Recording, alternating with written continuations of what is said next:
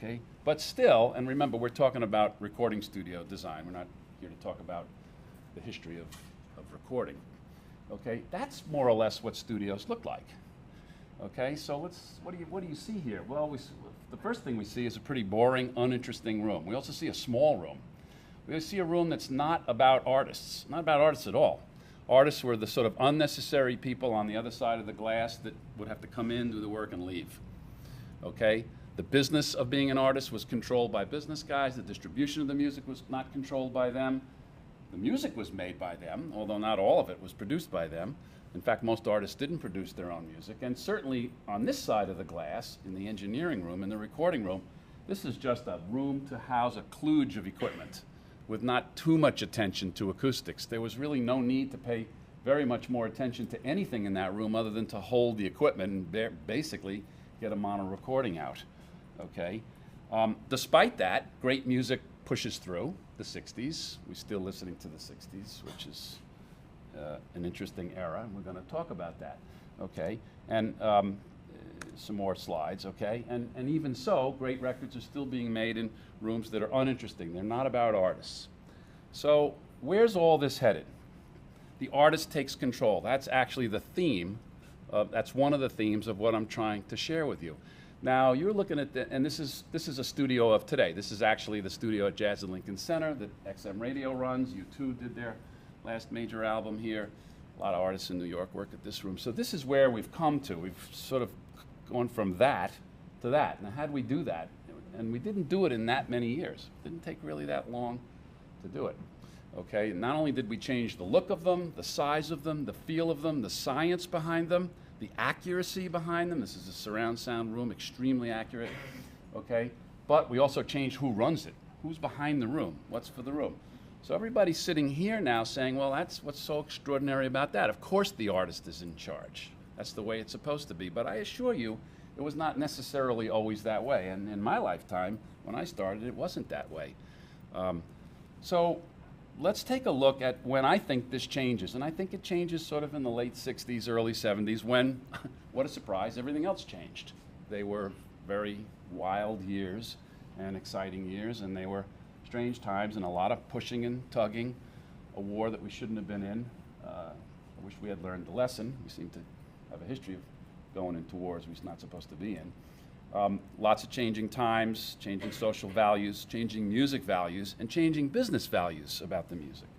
So let's study that. So we're going to study one such event. Well, we're going to study Jimi Hendrix building his own studio. Why are we studying it? Well, I'm a little partial because that was my first project, a little career lesson. If you're going to start a career, start with a famous project. It's always good to start with a famous project rather than a non-famous project. Of course, I had no idea. I'm 22 years old. I had no idea what was really going to happen. And it took almost a quarter of a century for me to revisit this again. I hadn't been in the studio in 25 years. And there was a celebration. They actually celebrated the 35th anniversary. Now it's 40 years old. It's the oldest working studio in New York City and was an amazing studio when it was built. And parts of it are still original. Some of it has been renovated. And for the most part, actually one of the best studios still in New York City. So it was an interesting celebration, this 35th anniversary of the building of it, 1969, 1970, I think is when it opened, 69 or 70. And but what was interesting for me is it was the first time for me. We dug up a lot of pictures, and we did it at AES and we did it at NAMM, and they got, well, of course, Eddie Kramer, who was the chief engineer. Myself, you might recognize Al Cooper in the middle, who was one of the many people who used the studio a lot. The guy next to him is Bobby Margoloff, who produced all those great Stevie Wonder albums, a few other characters in there. And you know, there was a lot of war stories and slides and whatnot. But more than that was an awareness of what was really happening when he built this studio. Because until then, and this was happening in maybe a dozen to 2 dozen unrelated instances, a Brian Wilson in California, you know, an Alan Parsons, well, not Alan Parsons because he doesn't come for a little later, but in pockets, artists are saying, wait a second, we're not going to work in the record company studios. Basically, Jimmy said, I want to work in my own studio. What? and this is a picture we'll lead up to in a second. And of course, the record company said, no, you're going to record it in our studio. And he said, no, I'm going to build my own studio. And he got away with it, of course, because he was Jimi Hendrix.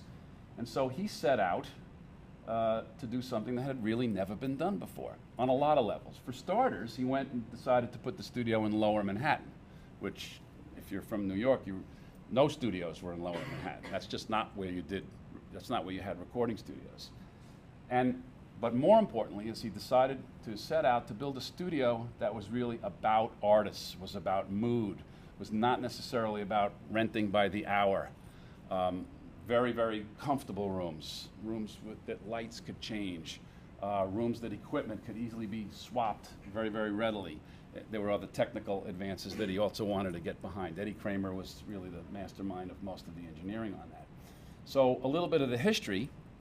The studio was and still is in the basement of this building. Now, a little serendipity lesson, and it's always fun for me to, serendipity is one of my favorite words.